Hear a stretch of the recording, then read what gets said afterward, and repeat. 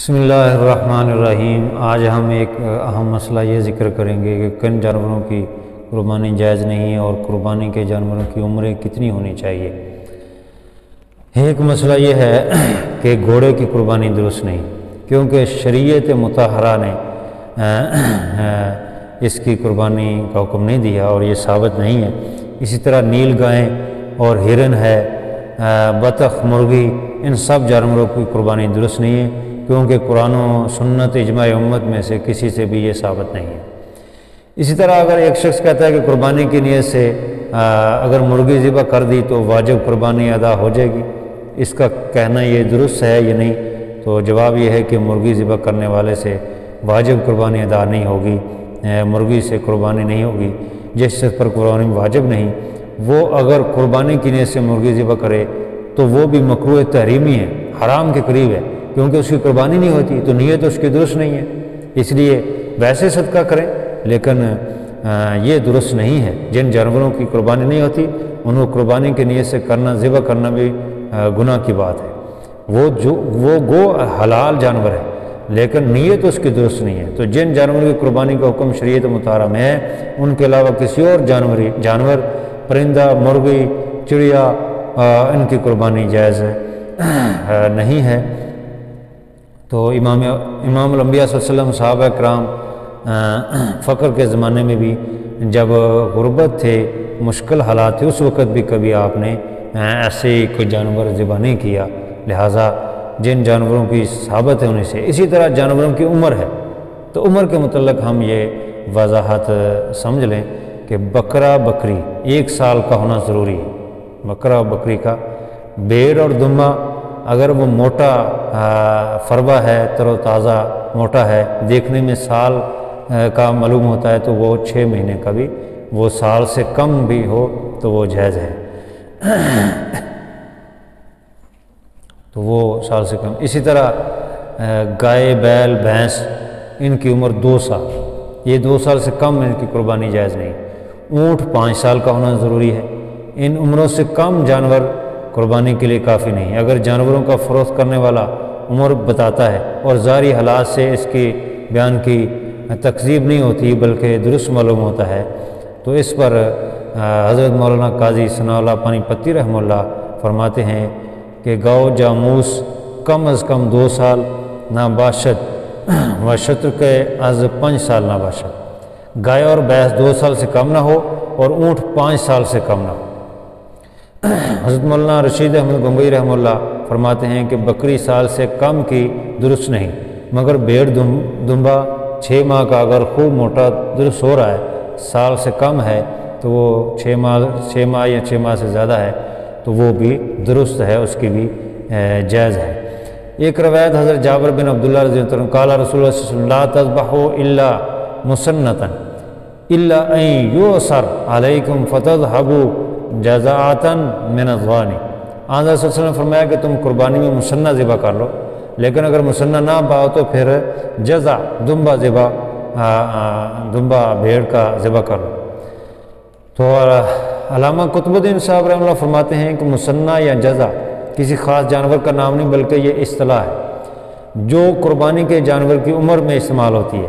حنفی مسلک کے مطابق اس کی تفصیل یہ ہے کہ اونٹوں میں وہ اونٹ مسنہ کہلاتا ہے جو پورے 5 سال کی عمر کا ہو، 6 سال میں داخل ہو چکا ہو۔ گائے، بھینس اور بیل میں مسنہ اسے کہتے ہیں جو پورے 2 سال کی عمر کا ہو، تو مسنہ وہ ہے 3 سال میں داخل ہو چکا ہو۔ بھیڑ اور دمبا میں مسنہ وہ ہے جو اپنی عمر کا پورا 1 سال گزار کر دوسرے سال میں شروع ہو چکا ہو۔ لہٰذا ان جانوروں میں قربانی کے لیے جانور کا مسنہ ہونا ضروری ہے۔ ہاں، دمبا اور بھیڑ کا اگر جزع بھی ہو تو اس کی قربانی جائز ہے۔ جزع بھیڑ یا دمبے کا وہ بچہ کہلاتا ہے جس کی عمر 1 سال سے کم ہو مگر 6 مہینے سے زیادہ ہو۔ اسی طرح امام فرا بغوی اور علامہ طیبی رحمہ اللہ یہ دونوں حضرات فرماتے ہیں کہ بہرحال بھیڑ کے دمبے کے بارے میں کچھ لوگوں نے اختلاف بھی کیا ہے، لیکن صحابہ کرام اور ان کے بعد کے اکثر اہل علم فرماتے ہیں کہ اس کی قربانی جائز ہے، لیکن شرط یہ ہے کہ وہ موٹا تازہ دکھائی دیتا ہو تو سال سے کم کی بھی قربانی جائز ہے۔ یہ ان جانوروں کی عمریں ہیں جن کی قربانی کی جا سکتی ہے۔ اور ان سے یہ دوندہ وغیرہ جو ہے یہ ہماری ایک جٹکا اصطلاح ہے کہ دوندہ وہ ہوتا ہے جس کی عمر پوری ہو چکی ہو، وہ دوندہ کہلاتا ہے، یعنی اونٹ 5 سال کا ہو، گائے بھینس 2 سال کی کے بعد دوندہ ہوتی ہے، اسی طرح بکری جو ہے بکرا جو ہے وہ سال سے زیادہ ہو تو وہ دوندہ ہوتا ہے۔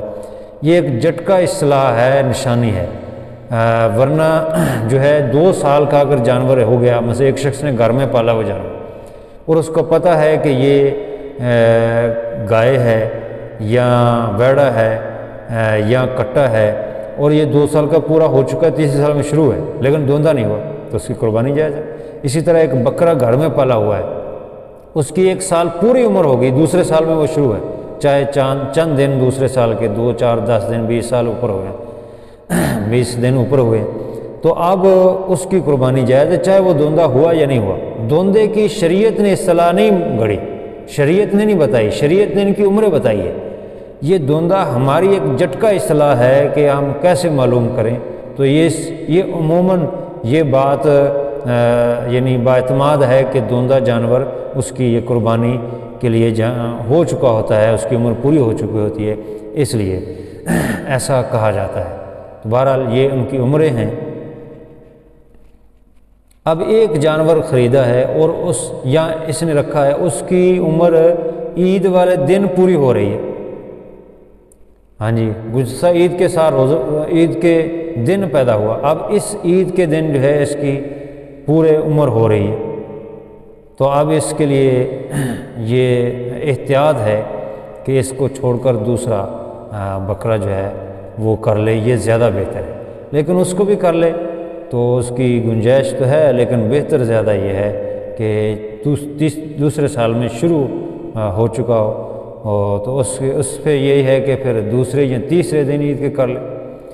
کبھی بکری کی عمر 1 سال اور گائے کی 2 سال ہو جاتی ہے مگر دانت ظاہر نہیں ہوتے، تو اس صورت میں عمر پوری ہونے کا اطمینان ہو تو قربانی جائز ہے۔ احسن الفتاویٰ جلد 7 صفحہ 520، یہ میں نے احتیاطاً ذکر کر دیا تاکہ جو ہے یہ نہ کہا جائے کہ یہ عمر کا لحاظ ہے، دانتوں کا لحاظ نہیں، دانت وہ ایک ظاہری ایک علامت ہے، ٹھیک ہے، اس کا لحاظ کر لینا اچھا ہے، کسی سے خریدا ہے تو پھر اس کا لحاظ کرنا چاہیے تاکہ کسی پہ اعتبار تو نہیں کہ یہ عمر کا صحیح بتا رہا ہے یا نہیں بتا رہا۔ ایک مسئلہ یہ ہے کہ قربانی کے جانوروں میں سے افضل کون سا ہے، سب سے افضل قربانی کس جانور کی ہے، تو کیونکہ اگر ایک ہی شخص نے اونٹ قربان کیا تو اس کی قیمت بھی بڑھ گئی اور اس سے نفع بھی زیادہ ہو سکتا ہے، لیکن اگر اونٹ کا ایک حصہ تو اس کے مقابلے میں بکری، بھیڑ، یہ وہ چیزیں، تو بہرحال اکثر امت کے اکابر کا یہ کہنا ہے کہ افضل سب جانوروں میں اونٹ ہے، اونٹ کی قربانی یہ افضل ہے۔ بہرحال ایک اس کی وجہ یہ بھی ہے کہ اونٹ سب سے زیادہ مہنگا ہے اور اس کی قیمت بھی زیادہ ادا کرنی پڑتی، تو باقی جانوروں کی قیمت اونٹ کے مقابلے میں کم ہے۔ اور بھی حضور صلی اللہ علیہ وسلم نے خود بھی اونٹ ذبح فرمائے ہیں، اس وجہ سے بھی کہ آپ کی قربانی کے موافق ہو رہی ہے جو آپ نے قربانی کی ہے۔ تو بہرحال اللہ تعالیٰ عمل کی توفیق عطا فرمائے۔